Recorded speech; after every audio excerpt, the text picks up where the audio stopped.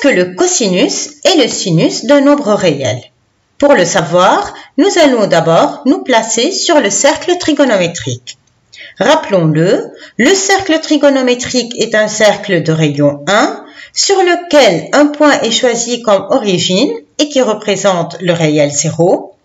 On munit le cercle d'un sens appelé sens direct. Suivant ce sens, on enroule la droite des réels représentant les réels positifs et dans l'autre sens, on représente les réels négatifs. Le nombre 3 est représenté par un point situé légèrement au-dessus de A'. Mais non seulement le réel 3 est représenté par ce point, le réel égal à 9,28 environ l'est aussi. Et c'est pas fini. La droite s'enroule infiniment sur le cercle et donc d'autres réels reviendront en ce point. Alors, quelle relation existe-t-il entre les différents réels représentés par un même point? Voyons d'abord quels sont les réels représentés par le point A. Déjà, il y a le 0. Le réel suivant est obtenu après que la droite ait effectué un tour complet autour du cercle et donc après qu'elle ait parcouru une distance égale à la longueur du cercle. Or, la longueur d'un cercle étant 2πr, ici, r égale 1, donc la longueur du cercle est 2π, et donc le réel qui revient en A après le 0 est 2π. Après 2π, le réel qui de nouveau revient en A est obtenu après que la droite ait effectué un deuxième tour autour du cercle. Il s'agit donc du réel 4π, et après lui, ça sera 6π, et donc tous les réels de la forme 2π fois k avec k entier seront représentés par le point A. Et d'une manière générale, si un réel x est représenté par un point, alors tous les réels de la forme x plus 2kπ avec k entier seront représentés par le même point. Maintenant qu'un réel x est représenté par un point M sur le cercle trigonométrique, voyons ce que représentent son cosinus et son sinus. Par définition, le cosinus du réel x est l'abscisse du point M et le sinus du réel x est l'ordonnée du point M.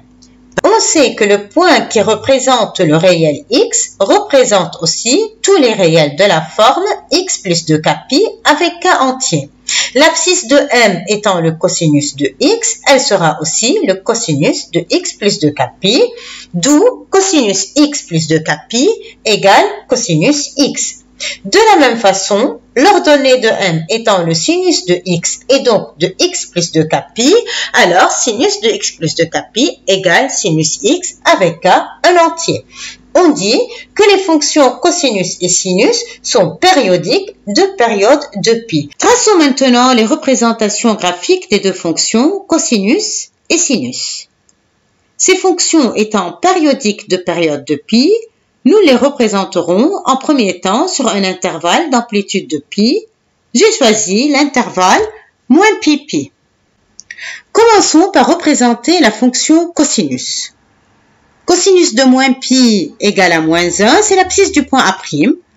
Ainsi, le point de coordonnées moins π moins 1 sera sur la courbe représentative de la fonction cosinus. En allant du point A' au point B' sur le cercle trigonométrique, le cosinus augmente, donc la fonction elle est croissante sur l'intervalle moins π sur 2, et elle demeure croissante sur l'intervalle moins π sur 2, 0, cette fois avec des images positives qui atteignent 1 quand x devient égal à 0, ça veut dire quand m arrive en A. La fonction décroît ensuite sur l'intervalle 0π sur 2 en ayant des images positives et ensuite elle continue à décroître sur l'intervalle π sur 2 π avec des images négatives qui finissent par atteindre moins 1 quand x atteint π. Voilà donc la représentation graphique de la fonction cosinus sur l'intervalle moins π. Comment la compléter? C'est à ce moment-là que nous allons nous servir de la périodicité de la fonction cosinus. J'explique. Soit un point de la partie tracée de coordonnées x, cosinus x. Puisque cosinus x plus 2π égale cosinus x, alors le point de la courbe d'abscisse x plus 2π aura pour ordonnée cosinus x qui est l'ordonnée du point d'abscisse x. Le nouveau point obtenu est donc l'image du premier par la translation d'un vecteur horizontal de longueur de pi. En reprenant ce même travail avec tous les points de la partie tracée de la courbe, on obtient la représentation graphique de la fonction cosinus sur l'intervalle pi 3pi. Et ainsi de suite, nous compléterons la représentation graphique de la fonction cosinus sur R en réalisant des translations successives horizontales vers la droite et vers la gauche. Et maintenant, on représente la fonction sinus d'abord sur l'intervalle moins pi, pi. Sinus de moins pi, c'est l'ordonnée du point A' sur le cercle trigonométrique, elle est donc égale à 0. Sur l'intervalle moins pi sur 2, la fonction sinus, elle est décroissante et atteint la valeur moins 1 quand x égale à moins pi sur 2.